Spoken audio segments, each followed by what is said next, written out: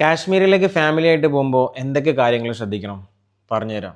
ഒന്നാമത്തെ കാര്യം, നിങ്ങൾക്ക് ബഡ്ജറ്റ് ഉണ്ടെങ്കിൽ minimum third tyre A C എങ്കിലും ബുക്ക് ചെയ്യാൻ ശ്രദ്ധിക്കുക. നോർത്ത് സൈഡിലേക്ക് എത്തിക്കഴിഞ്ഞാൽ ചില സമയത്ത് സ്ലീപ്പർ ക്ലാസ് കമ്പാർട്ട്മെന്റ് ഒക്കെ ജനറൽ കമ്പാർട്ട്മെന്റ് പോലെ ആയിരിക്കും. രണ്ടാമത്തെ കാര്യം, ട്രെയിനിലെ ഫുഡ് മാക്സിമം നമ്മൾ ഒഴിവാക്കുക. അതിനുവേണ്ടി നമുക്ക് കൈ കരുതാവുന്ന ഫുഡ് ഐറ്റംസ് ആണ് ടോണ്ട് മിൽക്ക്, അവില്, cornflakes, choco flakes, peanut butter, bread, jam, banana. ഇത്ര ഐറ്റംസ് ഉണ്ടെങ്കിൽ നമുക്ക് ട്രെയിനിലെ യാത്രയിൽ സുഖമായിട്ട് പുറത്തത്തെ ഫുഡ് ഒഴിവാക്കാൻ പറ്റും. അതുപോലെ തന്നെ പൻവേലിൽ എത്തിക്കഴിഞ്ഞാൽ നാടൻ ഫുഡ് നമുക്ക് പ്ലാറ്റ്ഫോമിൽ കിട്ടും. ഒരു നേരം അതും കഴിക്കാം.